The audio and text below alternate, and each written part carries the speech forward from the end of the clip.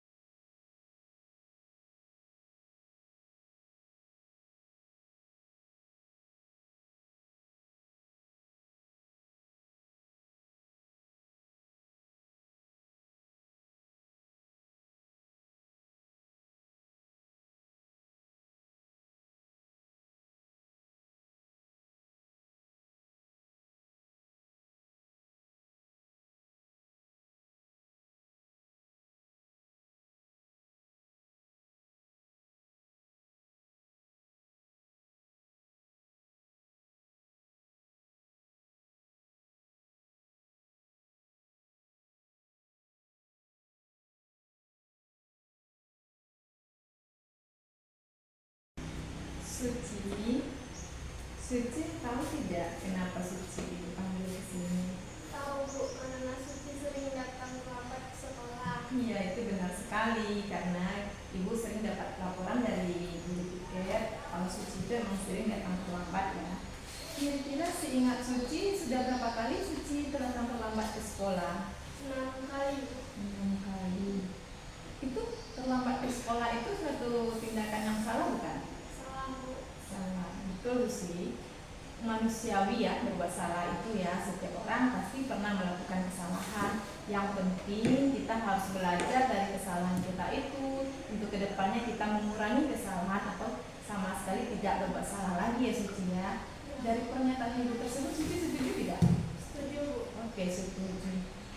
Kemudian Suci datang terlambat itu pasti punya alasan ya kenapa dia datang terlambat. Nah, kira-kira alasan Suci datang terlambat itu apa ya? Karena Suci sering begadang sambil melihat HP hingga larut malam Bu. Hingga larut malam gitu ya. Terus, Suci masih ingat nggak dengan keyakinan kelas kita? Masih Bu. Masih. Datang terlambat itu melanggar keyakinan kelas kita atau bagaimana Suci? Melanggar keyakinan kelas Bu. Melanggar keyakinan. Kira-kira nilai keyakinan kelas apa yang sudah Suci langgar? Kedisiplinan Bu. Kedisiplinan. Disiplin itu penting nggak buat diri Suci? Penting Bu, karena Suci bisa datang tepat waktu di sekolah Bu. Oke, baik Suci. Memang disiplin itu sangat penting ya. Terutama kita dapat menghargai waktu, menghargai diri kita sendiri, menghargai orang lain, dan dapat menumbuhkan perasaan peduli kita ya Suci ya. Ya Bu, Suci minta maaf lain kali Suci tidak akan mengulanginya lagi Bu. Oke, baiklah Suci. Kalau begitu, kira-kira solusi apa menurut Suci yang Suci tawarkan untuk memperbaiki kesalahan Suci tersebut? Ya Bu, Suci akan bangun lebih awal lagi dan datang ke sekolah lebih tepat waktu Bu. Oke Suci, baik. Terima kasih hari ini Suci ya. Ibu sangat berterima kasih karena Suci sudah minta maaf dan Ibu nanti akan bekerja sama dengan orang tua Suci untuk memantau apakah ada perubahan dari Suci ke depannya Suci supaya lebih baik lagi, tidak datang terlambat lagi, dan konsekuensi menjalani disiplin terhadap diri Suci. Oke Suci ya. Hari ini terima kasih. Silakan Bu. Assalamualaikum warahmatullahi wabarakatuh. Perkenalkan, nama saya Suci Naza Anggraini. Saya dari kelas 6B. Hari ini saya sangat berterima kasih kepada guru saya karena telah mengajak saya berdiskusi dan mencarikan solusi atas permasalahan saya. Kedepannya saya akan mendisiplinkan diri saya. Assalamualaikum warahmatullahi wabarakatuh. Bismillahirrahmanirrahim. Assalamualaikum warahmatullahi wabarakatuh. Waalaikumsalam warahmatullahi wabarakatuh. Alhamdulillahirabbil alamin. wa bihi nasta'inu umuri dunya waddin. Asyhadu an la ilaha illallah wa asyhadu anna Muhammadan abduhu wa rasuluh. La nabiyya ba'da amma ba'du. Puji syukur kita ucapkan kehadiran Allah Subhanahu wa taala atas limpahan rahmat dan karunia-Nya juala kita telah dapat berkumpul di ruangan yang kita cintai ini. Selanjutnya, selawat beserta salam tak bosan-bosannya kita kirimkan kepada arwah junjungan kita, yakni Nabi besar Muhammad SAW. Yang sama-sama kita hormati Ibu Kepala Sekolah SDN 01 Pulau Punjung, yang sama-sama kita hormati Bapak Ibu Majelis Guru SDN 01 Pulau Punjung.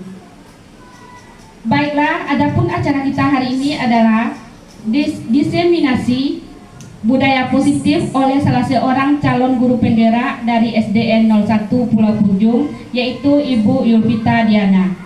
Adapun struktur acara pada hari ini adalah yang pertama protokol yang sedang berlangsung, kemudian yang kedua lagu Indonesia Raya, yang ketiga kata sambutan dari kepala sekolah, keempat diseminasi oleh guru penggerak, calon guru penggerak, 5 penutup. Baiklah, demi lancarnya acara kita hari ini, marilah kita buka dengan membacakan basmalah. Kita masuk ke acara selanjutnya, menyanyikan lagu Indonesia Raya yang akan dipimpin oleh Ibu Haslinda. Dipersilakan. Hadirin diharapkan berdiri.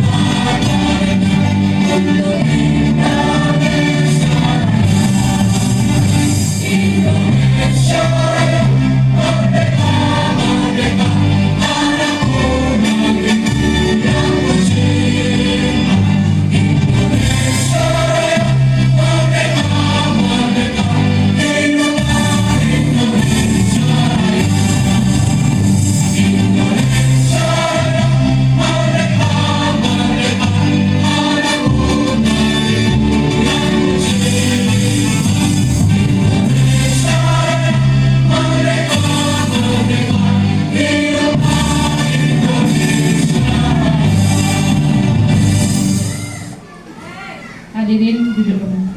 Silakan duduk. Kita masuk ke acara selanjutnya, kata sambutan oleh Ibu Kepala Sekolah SDN 01 Pulau Punjung kepada Ibu Ance Yudisa Fitri. Dipersilakan.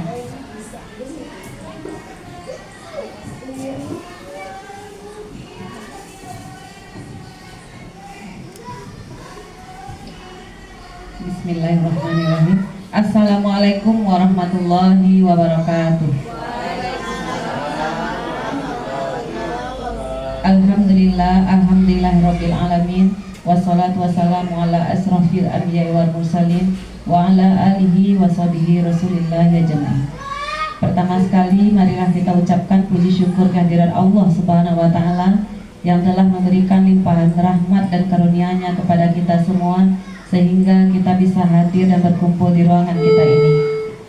Dan tak lupa salawat beriringan salam buat junjungan kita Nabi besar Muhammad SAW yang telah membawa umatnya dari tidak tahu apa-apa sampai menjadi orang-orang yang punya ilmu pengetahuan seperti saat sekarang ini. Yang sama-sama kita hormati Bapak Ibu Majelis Guru SDN 01 Pulau Punjung. Untuk acara kita diseminasi yang akan dilakukan oleh calon guru penggerak angkatan 11, yaitu Bu Yulvita Diana, yang mana nanti mudah-mudahan ilmu yang beliau sampaikan dapat kita terapkan pada sekolah yang kita cintai ini. Harapan saya selanjutnya adalah mudah-mudahan acara kita hari ini lancar dari awal sampai akhir hendaknya. Mudah-mudahan kita dapat mengikuti acara ini dengan hikmat dan sungguh-sungguh. Hanya itu yang dapat saya sampaikan. Wabillahi taufiq wal hidayah. Assalamualaikum warahmatullahi wabarakatuh.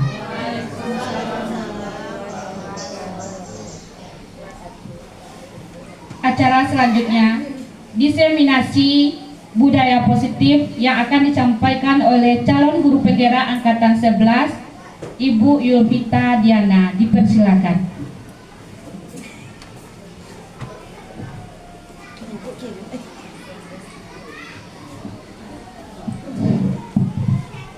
Assalamualaikum warahmatullahi wabarakatuh. Alhamdulillah, terima kasih pagi hari ini saya mengucapkan syukur kepada Allah Subhanahu wa Ta'ala yang telah memberikan rahmat dan nikmat sehingga bisa melaksanakan kegiatan diseminasi budaya positif yang nantinya mudah-mudahan bisa diterapkan di SD kita ini. Selawat berita salam tak lupa kita kirimkan ke Nabi besar junjungannya kita, yakni Nabi besar Muhammad Shallallahu Alaihi Wasallam. Baiklah, yang saya hormati Kepala Sekolah SDN 01 Pulau Punjung, dan yang saya hormati Bapak Ibu Majelis Guru SDN 01 Pulau Punjung. Baiklah, terima kasih atas waktu dan kesempatan yang diberikan kepada saya. Saya akan memaparkan budaya positif. Budaya positif. Yang mana saya adalah Yulvita Diana, calon guru penggerak angkatan 11 Kabupaten Damastraya, Provinsi Sumatera Barat. Next ya. Di sini mungkin kita sudah tahu ya Bapak Ibu semuanya apa yang dimaksud dengan budaya positif. Di sini ada perubahan paradigma belajar yang dimana disampaikan oleh Stephen Covey, Principal Center Leadership tahun 1991, mengatakan bahwa bila kita ingin membuat kemajuan perlahan, sedikit-sedikit ubahlah sikap atau perilaku kita. Maksudnya di sini adalah bila kita ingin menerapkan budaya positif, tidak mungkin langsung bisa, tapi terapkanlah dengan cara perlahan-lahan. Tapi bila kita ingin memperbaiki cara utama kita, maka kita perlu mengubah kerangka acuan kita. Ubahlah bagaimana kita melihat dunia, bagaimana kita berpikir tentang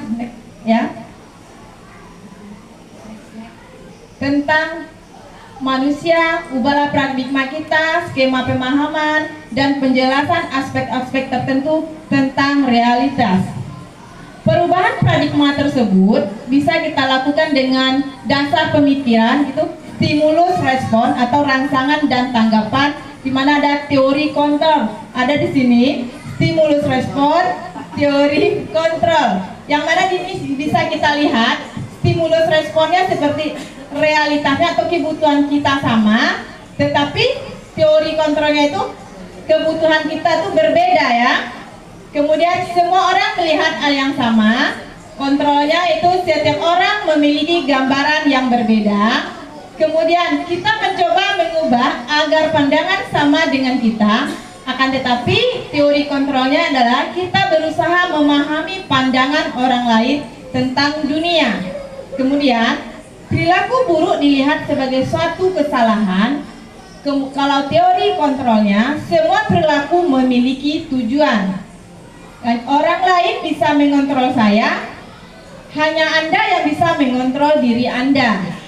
Kemudian pemaksaan ada pada saat bujukan gagal. Kemudian kolaborasi dan konsensus menciptakan pilihan-pilihan baru. Kemudian model berpikir menang kalah, model berpikir menang. Lanjut. Nah, ini dia budaya positif. Yang mana artinya kita lihat di sini, budaya adalah kebiasaan sementara positif adalah kebaikan. Jadi budaya positif itu berarti kebiasaan baik yang kita terapkan di lingkungan sekolah.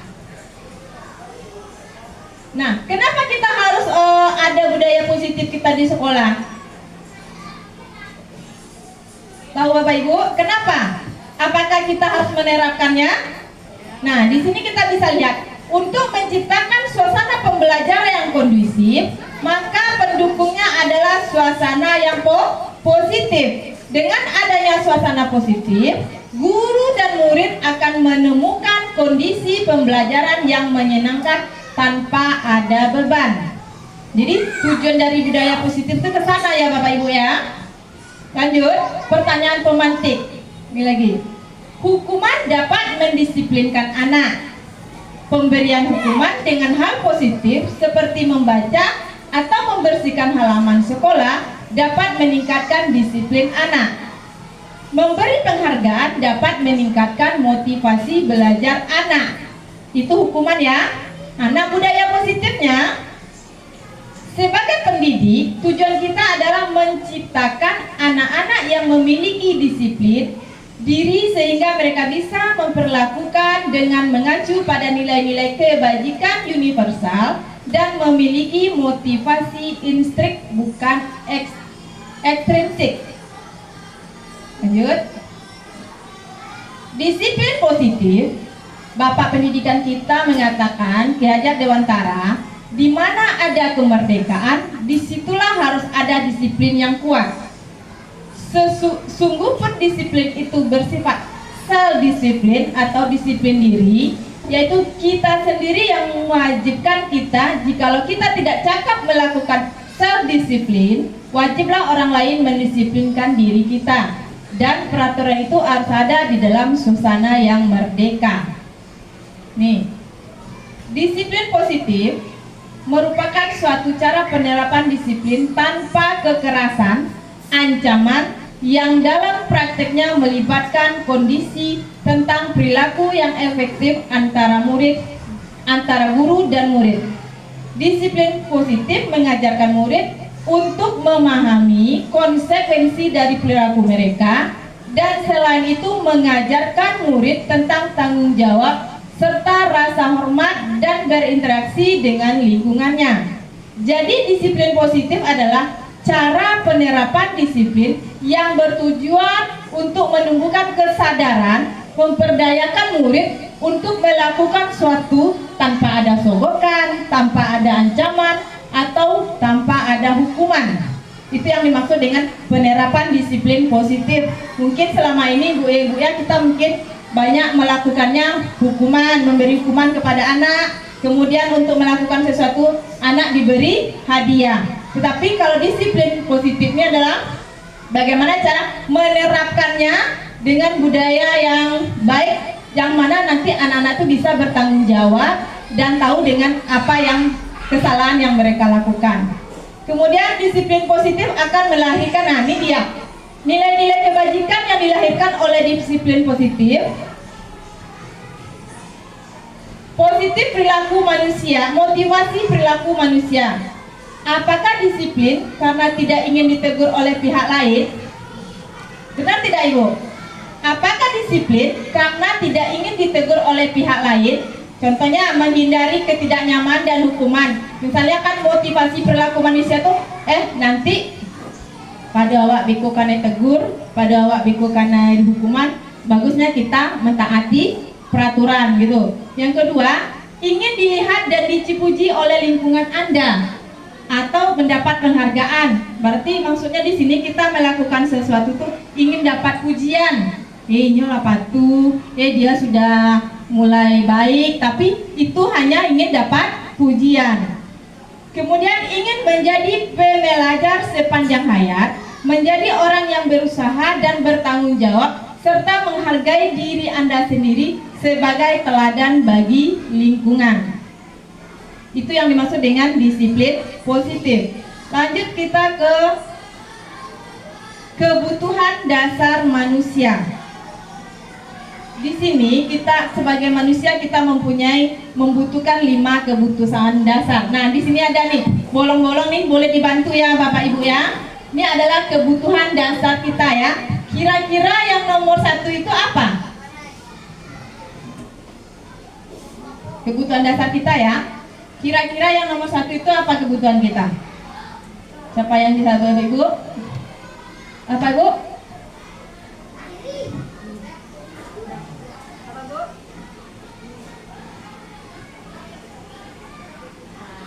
Apa?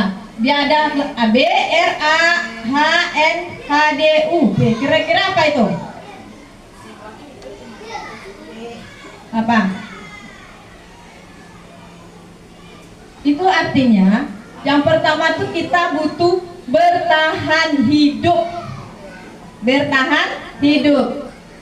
Nah, yang pertama kebutuhan kita bertahan hidup. Yang kedua kira-kira apa itu? Kasih sayang. Kasih sayang, benar sekali. Yang ketiga?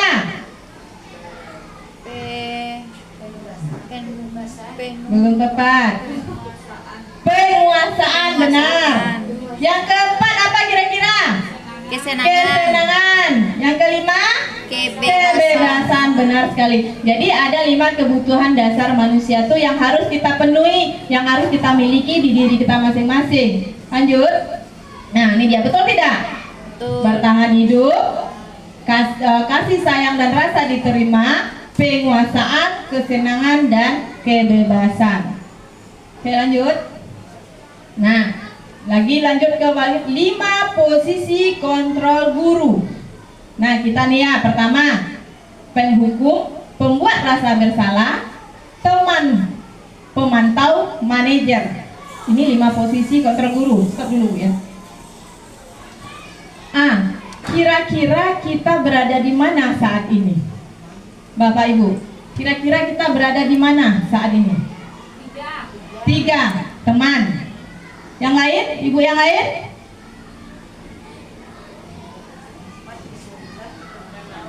Pemantau. Terus? Yang paling banyak kita lakukan saat ini kita sebagai apa kira-kira? 1, pemberi hukuman. Seperti belajarnya salah. Masih juga menjawab. Kan seperti itu ya, memberi hukuman ya. Atau hukum nanti 4 kali lapangan lari. Sebenarnya kita sebagai guru sebaiknya sebagai apa yang bagus? Manajer. Kenapa? Ya. Kenapa kita sebagai manajer? Kita lihat di sini ya. Nah, posisi kontrol menghukum artinya di sini apa? Seorang penghukum bisa menggunakan hukuman fisik maupun verbal. Mereka atau alat bisa menekan murid-murid lebih dalam lagi. Di mana ciri penghukum? Ini ciri-ciri kita yang menghukum ya. Biasanya bagaimana nada suara kita? Nah, mungkin lembut ya. Pasti tinggi, nada tinggi. Kemudian ekspresi tubuh, bagaimana mata pasti melotot. Kemudian jari menunjuk-nunjuk dan menghardik. Itulah posisi sebagai penghukum. Kemudian posisi kontrol membuat merasa bersalah. Seperti apa lagi nih? Pada posisi ini biasanya guru akan bersuara lembut. Pembuat rasa bersalah akan menggunakan keheningan yang membuat orang lain merasa tidak nyaman atau bersalah atau rendah diri. Ciri-cirinya bagaimana? Nada suara melas atau sedih, basah atau merapat pada anak atau lesu. Apa contohnya Bapak Ibu sini? Tunggu ya. Kira-kira apa contohnya nih di posisi penghukum nih? Ya, apa contohnya Bapak Ibu? Ya, di sininya ke sini. Orang tuh dengan merasa bersalah dia kita buat, tapi dengan gaya kita tuh lembut, tapi anak tuh merasa bersalah gitu. Kira-kira apa, seperti apa yang biasa kita lakukan, apa sebaiknya? Ya, maksudnya contohnya yang posisi merasa bersalahnya seperti apa tindakan kita, seperti apa contoh kalimat-kalimat kita gitu.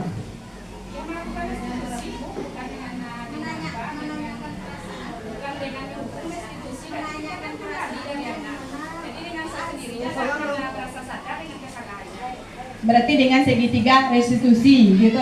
Nah, kalau dengan segitiga restitusi itu kan kita udah merangkul. Kalau segitiga restitusi ini nanti ada ya Bu Yosi ya ke bawahnya. Lanjut. Ini lagi, posisi kontrol. Nah, ini posisi kontrol sebagai teman. Nah, bagaimana guru di sini memposisikan dirinya? Guru pada posisi ini tidak akan menyakiti murid, namun akan tetap berupaya mengontrol murid melalui persuasif atau mengajak ya. Posisi teman pada guru bisa negatif ataupun positif. Nah, positif ini berupa hubungan yang baik yang terjalin antara guru dan murid. Kalau guru di posisi teman menggunakan hubungan baik dan humor untuk mempengaruhi seseorang, itu yang positifnya ya. Kemudian kalau negatifnya bagaimana? Dia kan ada hubungan ini positif, ada negatif. Kalau terlalu dekat betul kita sama anak, berarti kita harus dibawa lalu ya. Jadi jangan terlalu dekat sekali, itu yang dimaksud dengan posisi. Lanjut, posisi kontrol pemantau. Ini lagi, tadi yang teman, yang berikutnya pemantau. Di mana pemantau ini artinya mengawasi. Pada saat mengawasi, kita bertanggung jawab atas perilaku orang-orang yang kita awasi. Posisi pemantau berdasarkan pada peraturan dan konsekuensi. Dengan menggunakan sanksi atau konsekuensi, kita dapat memisahkan hubungan pribadi kita dengan murid sebagai seorang yang menjalankan posisi pemantau. Kira-kira selama ini kita posisi pemantau tidak? Dimana kita pada saat jadi posisi pemantau, nada suara datar, bahasa tubuh pun normal ya, formal gitu. Seperti apa itu? Posisi pemantau.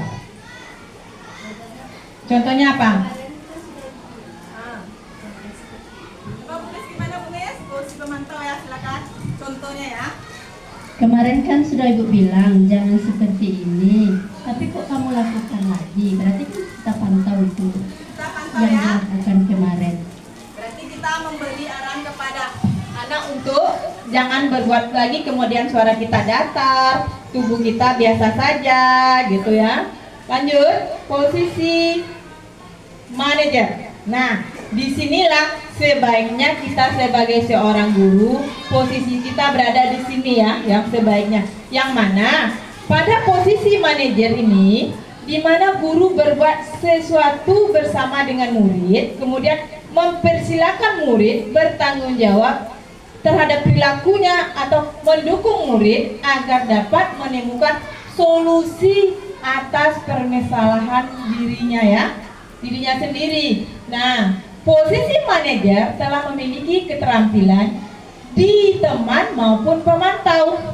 Kemudian dengan demikian bisa sewaktu-waktu tertentu kembali kepada posisi tersebut bila diperlukan. Cirinya bagaimana? Berarti posisi sebagai teman, sebagai pemantau itu sudah mengarah kepada, udah mendekati kepada manajer, udah bagus ya. Nah, lebih bagusnya posisi guru itu memang posisi pada posisi manajer, dimana pada posisi ini nada suara kita halus, bahasa tubuh kita tidak kaku, kemudian kita mendekat kepada murid. Jadi tidak ada lagi suara-suara yang keras, hadik-hadikan, tunjuk-tunjukkan, tidak ada. Jadi kita telah merangkul, berdiskusi, berdialog, bagaimana pemecahan masalah, apa yang dia lakukan, kemudian bagaimana nanti anak tersebut mempertanggungjawabkan perbuatannya dan memperbaikinya.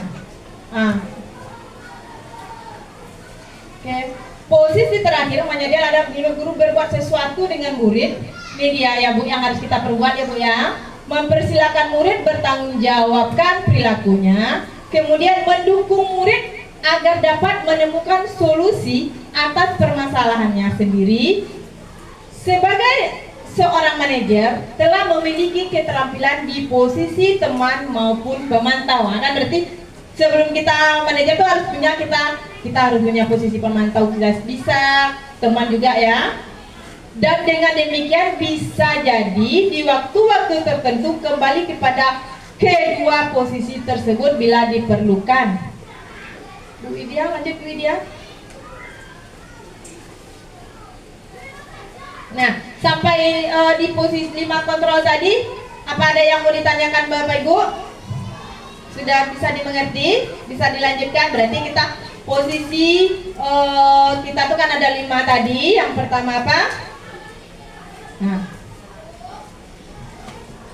penghukum, Pembuat rasa bersalah. pembuat rasa bersalah. Yang ketiga, teman. Yang keempat, pemantau. Yang kelima, manajer. Tapi sebagai guru sebaiknya kita posisikan diri kita sebagai seorang manajer.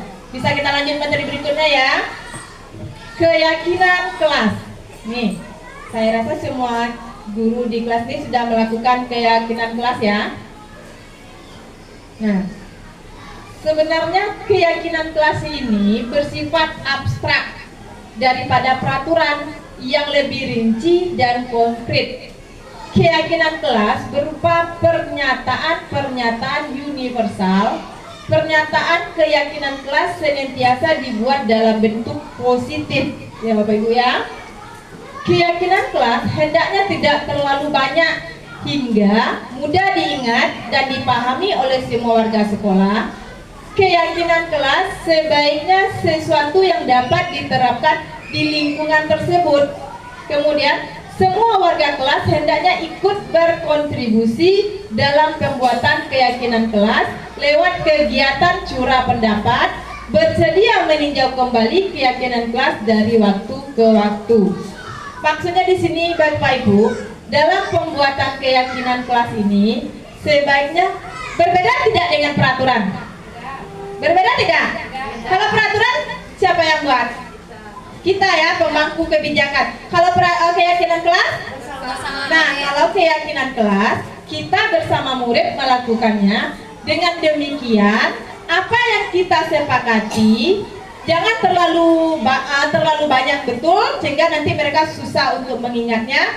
Buatlah keyakinan kelas ini yang benar-benar nanti bisa mereka lakukan, mereka jalani, karena yang membuat tuh kita bersama mereka, otomatis mereka bertanggung jawab apa yang telah menjadi keyakinan kelas kita masing-masing. Bisa paham Bu ya? Bisa dilanjut? Nah, ini dia contoh keyakinan kelas. Lanjut. Kita ini juga ada video pembuatan keyakinan kelas. Lanjut. Nah, ini dia. Geser ke bawah dulu Bu Ila, bisa ditutup ininya enggak Bu Ila? Kok ke atas lagi? Oke ya. Nih, apakah perbedaan peraturan dengan keyakinan kelas? Di sini contoh di sini ya. Bisa tutup enggak?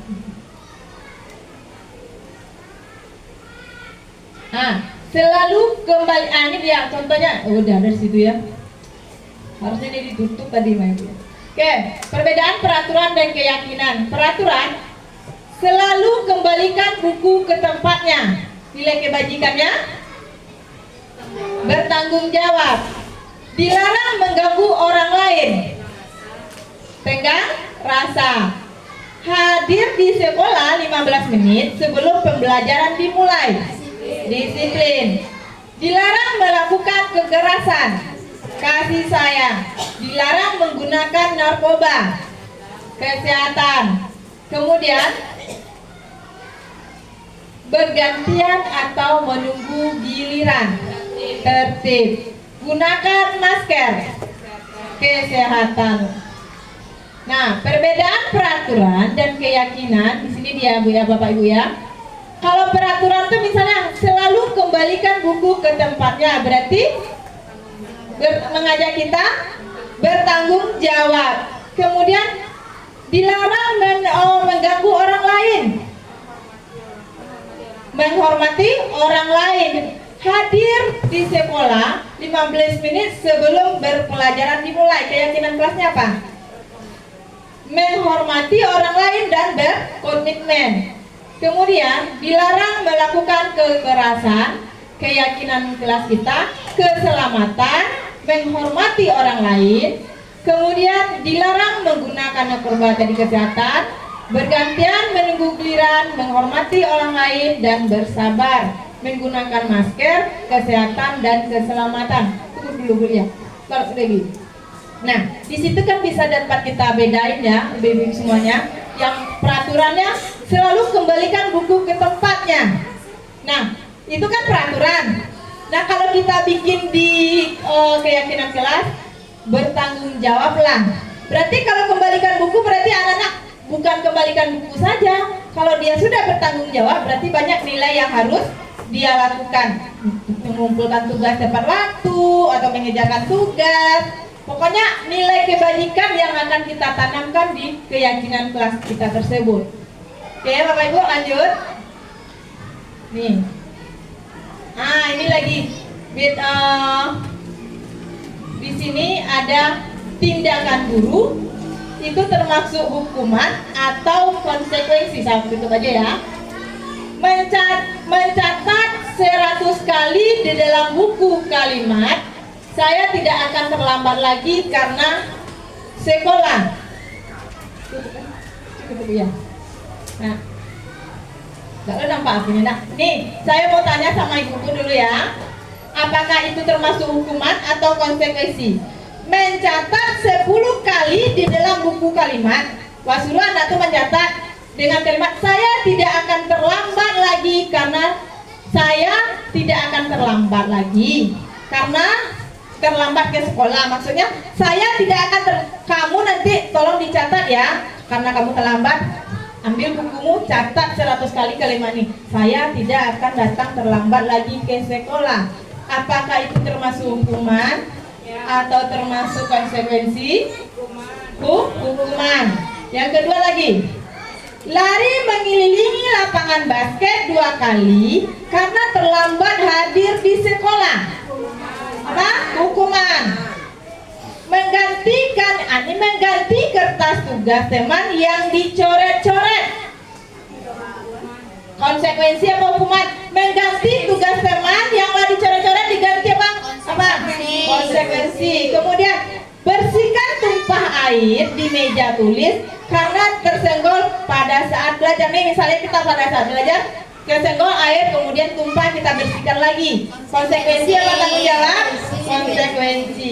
Kemudian murid disuruh untuk mengenakan sepatu seharian di sekolah karena tidak mengenakan sepatu. Maksudnya murid itu kita suruh jangan pakai sepatu seharian di sekolah ini karena kamu tidak memakai sepatu sesuai peraturan. Misalnya dia pakai sepatu putih, itu apa hukuman atau konsekuensi? Konsekuensi apa hukuman? Kita nanti. Kemudian konsekuensi hukuman yang disuruh ya.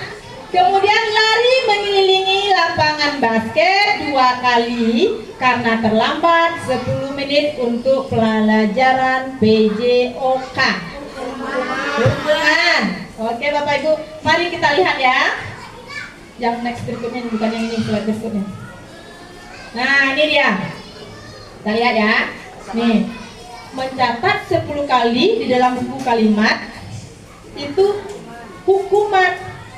Hukuman ya berarti. Kemudian lari mengelilingi lapangan basket 2 kali karena terlambat hadir di sekolah, masih hukuman. Kemudian murid diminta untuk push up 15 kali. Hukuman juga. Mengganti kertas teman yang sudah coret tadi, baru konsekuensi. Membersihkan tumpah air di meja tulis karena tersenggol, itu juga konsekuensi. Kemudian murid disuruh untuk mengenakan sepatu, itu hukuman ya, karena dia tidak pakai baju. Kan kita peraturan, berarti kan peraturan di sekolah kan.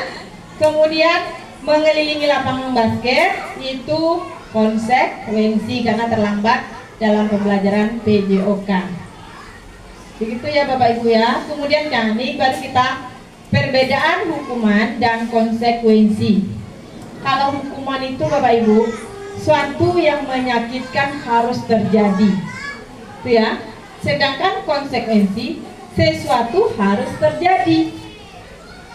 Tadi paham Bapak Ibu?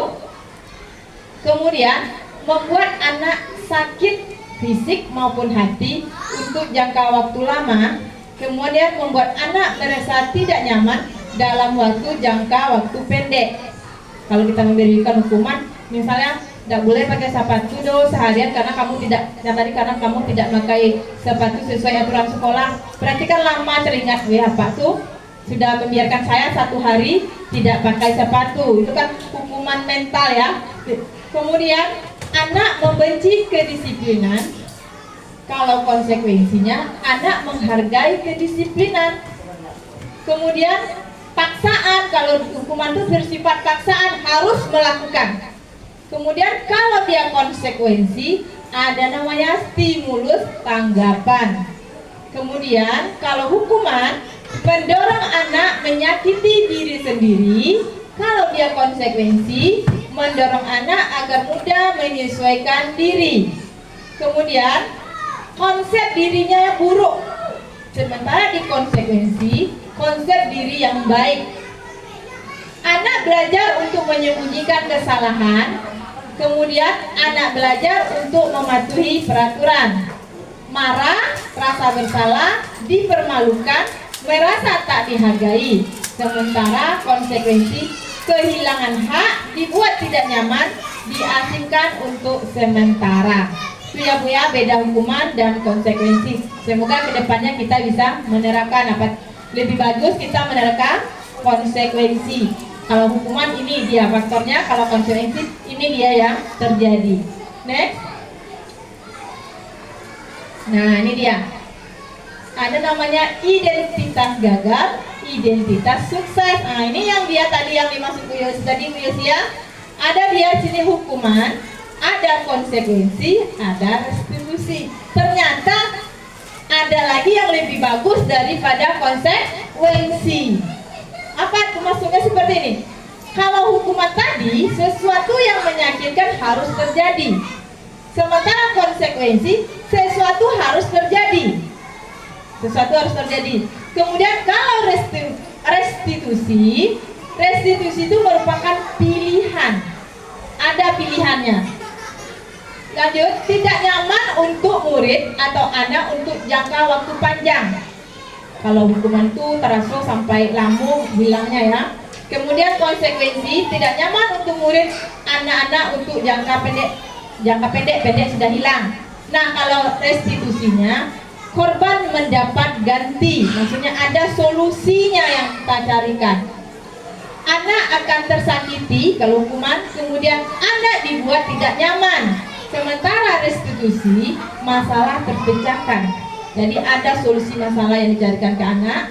Kemudian perilaku pasif agresif meningkat. Kalau konsekuensi, penguatan hanya bertahan dalam jangka waktu pendek. Kemudian masih restitusi, masalah terpecahkan. Sistem tidak akan berjalan bila murid tidak takut. Itu hukuman ya, karena anak itu takut, makanya dia akan berjalan. Kalau konsekuensi, memerlukan monitoring dan supervisi terus-menerus dari guru. Kemudian kalau dia restitusi, murid belajar bertanggung jawab untuk perilakunya. Itu yang restitusinya. Lanjut. Berlaku hanya pada sebuah institusi, tidak berlanjut pada kehidupan nyata. Itu hukuman ya. Kalau konsekuensi, membantu penerapan, mengikuti peraturan dalam masyarakat, fokus pada pemecahan masalah dalam jangka waktu panjang. Peraturan adalah titik-titik, kamu harus, tegas ya, kamu harus titik-titik, itu peraturan. Sementara untuk konsekuensi, apa peraturannya, mampukah kamu melakukannya, kemudian terima kasih, ada di sana terima kasihnya ya. Kalau restitusi, apa yang kamu yakini, kemudian apa yang bisa kamu lakukan untuk memperbaiki masalahmu. Kemudian murid atau anak membenci peraturan, murid anak menghormati peraturan, murid anak menghormati dirinya dan orang lain. Itu ya Bapak Ibu ya, perbedaan antara hukuman. Kemudian di sini ada identitas gagal, itu hukuman. Sementara identitas sukses adalah konsekuensi dan restitusi. Sebenarnya yang bagus sekali ini, karena identitas sukses ini kalau sudah konsekuensi kita sudah sukses juga ya. Tapi lebih bagusnya kita memakai restitusi. Oke, lanjut.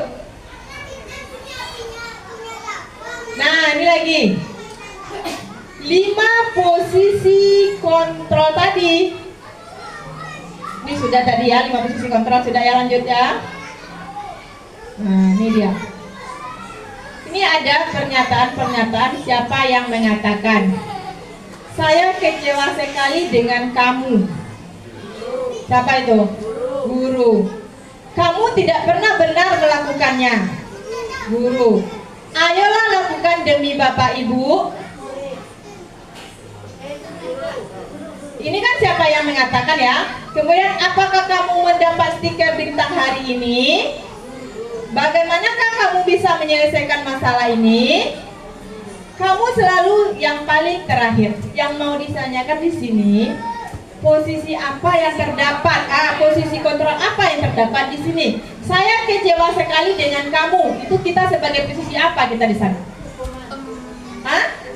Hukuman. Bubul bagaimana Bubul? Membuat rasa bersalah. Membuat rasa bersalah. Ada 2 ya, hukuman, membuat rasa bersalah. Kita terima dulu. Kemudian 2, kamu tidak pernah benar melakukannya. Kamu berarti salah, kamu tidak pernah benar melakukannya. Apa itu? Kamu tuh tidak pernah benar ya melakukan membuat tugas, nggak pernah benar. Kira-kira posisi kontrol apa kita di sana? Masih membuat rasa bersalah juga. Membuat rasa bersalah, pemantau. Kita terima ya Bu ya. Ayo lakukan demi Bapak Ibu nak. Ayo nak, lakukan demi Bapak Ibu. Teman, ada lagi? Ada? Teman, oke. Apakah kamu mau mendapatkan stiker bintang hari ini? Manajer atau pemantau atau teman? Oke. Bagaimana kamu bisa menyelesaikan masalah ini? Posisi apa kita di sana? Manajer. Kamu selalu yang paling terakhir. Pembuat bersalah atau pemantau? Kita lihat ya, next.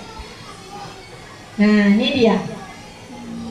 Saya kecewa sekali dengan kamu. Berarti kita telah membuat, sebagai penghukum kita akan membuat merasa bersalah pada anak. Lanjut, kamu tidak pernah benar melakukannya. Berarti kita pada posisi penghukum. Ayo lakukan demi Bapak Ibu. Berarti itu kita teman kan. Kemudian apakah kamu mendapatkan stiker bintang hari ini? Itu kan pantau kan. Berarti itu kita pada posisi pemantau. Bagaimana kamu bisa menyelesaikan masalah ini? Itu manajer. Kamu selalu yang paling terakhir.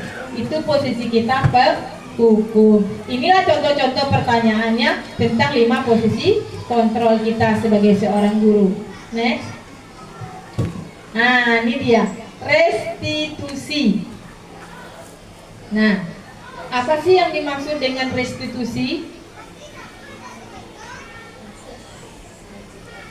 Nah, restitusi itu adalah proses menciptakan kondisi bagi murid untuk memperbaiki kesalahan mereka sehingga mereka bisa kembali pada kelompok mereka dengan karakter yang lebih kuat. Itu yang dimaksud dengan restitusi tadi ya. Kemudian restitusi juga merupakan proses kolaborasi yang mengajarkan murid untuk mencari solusi. Kemudian dan dapat membantu murid berpikir tentang seperti apa mereka ingin menjadi. Maksudnya di sini ya, seperti apa yang mereka inginkan menjadi apa atau tujuan mulia. Kemudian bagaimana mereka harus memperlakukan orang lain. Itu menurut Gosen 2004. Nah, ini dia ciri-ciri restitusi. Nah, yang pertama, bukan untuk menembus kesalahan, namun untuk belajar dari kesalahan. Itu ciri-ciri restitusi ya. Kemudian memperbaiki hubungan, bukan untuk merusak hubungan. Yang ketiga itu tawaran, bukan paksaan. Yang keempat itu restitusi menentukan untuk melihat ke dalam dirinya. Kelima, restitusi mencari kebutuhan dasar yang mendasari tindakan.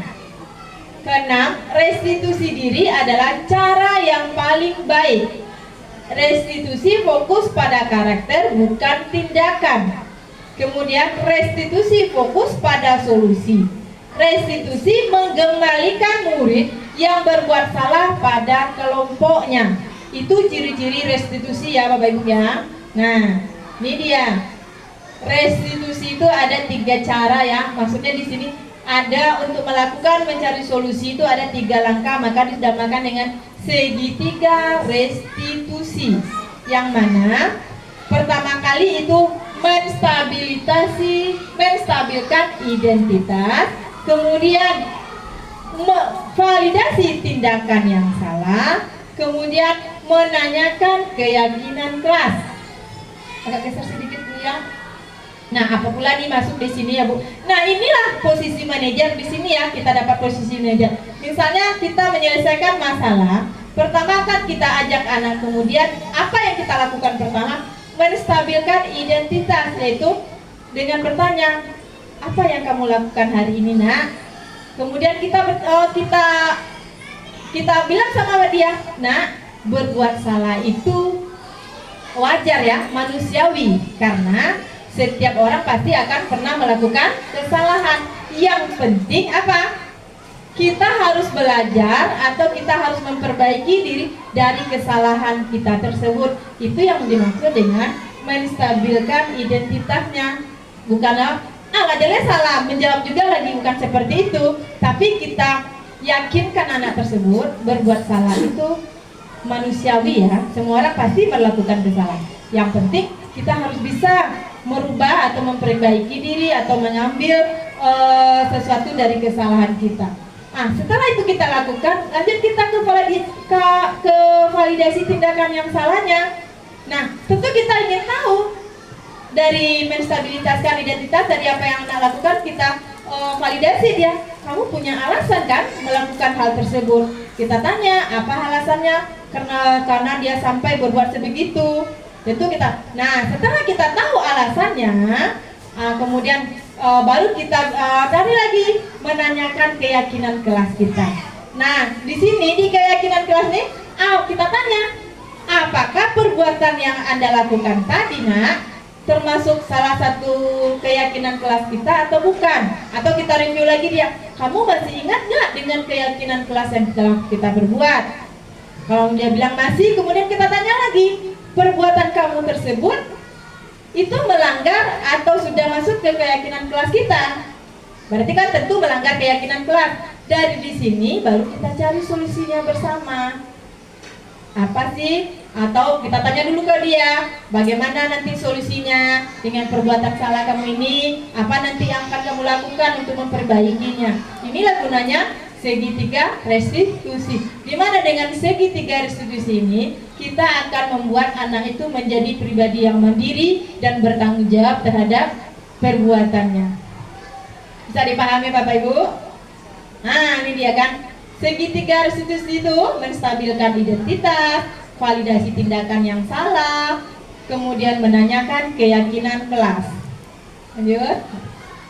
Nah, ini dia segitiga restitusi itu sudah saya terangkan tadi. Lanjut aja lagi. Nah, ini dia contoh-contoh kalimatnya ya. Nah, tidak ada manusia yang sempurna. Kita bilang, saya juga pernah melakukan kesalahan seperti itu. Ini contoh-contoh kalimatnya. Atau Bapak Ibu tidak mencari siapa yang salah, tapi ingin mencari solusi dari permasalahan. Kemudian kamu berhak merasa begitu. Apakah kamu sedang menjadi teman yang baik buat dirimu sendiri? Ini adalah pertanyaan di menstabilitaskan identitas anak. Inilah pertanyaan-pertanyaan nanti yang bisa, salah satunya yang bisa kita terapkan.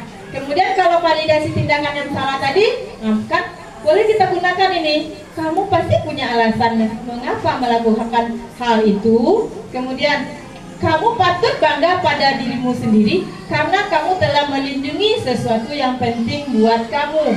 Kamu boleh mempertahankan sikap itu, tapi kamu harus menambah sikap yang baru. Itu yang validasi tindakan salah. Nah, menanyakan keyakinan ini, apakah yang kita percayai sebagai kelas atau keluarga, kemudian apa nilai-nilai umum yang kita telah sepakati, kemudian apa bayangan kita tentang kelas yang ideal, kemudian kamu mau jadi orang yang seperti apa, itu menanyakan keyakinan, salah satu kalimat untuk menanyakan keyakinan kelasnya ya. Lanjut. Nih ada, nggak usah terus.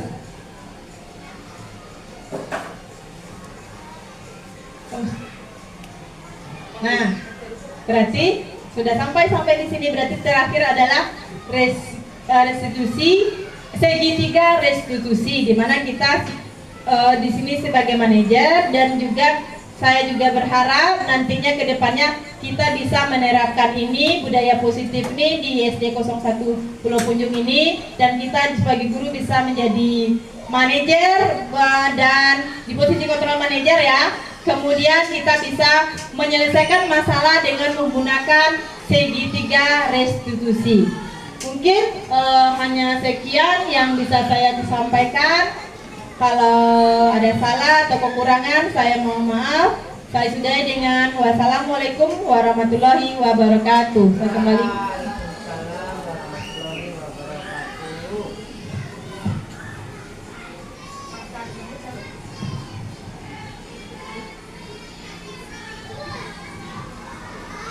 Terima kasih kita ucapkan kepada Ibu Yulvita Diana, CGP Angkatan 11. Mudah-mudahan apa yang sudah disampaikan oleh Bu Yulvita Diana tentang budaya positif dapat kita terapkan di SDN 01 Pulau Punjung ini, sehingga tercipta pendidikan yang berpihak pada murid. Demikianlah acara kita hari ini. Saya sebagai pembawa acara, jika ada salah satu janggal saya mohon maaf. Wabillahi taufiq wal hidayah. Assalamualaikum warahmatullahi wabarakatuh.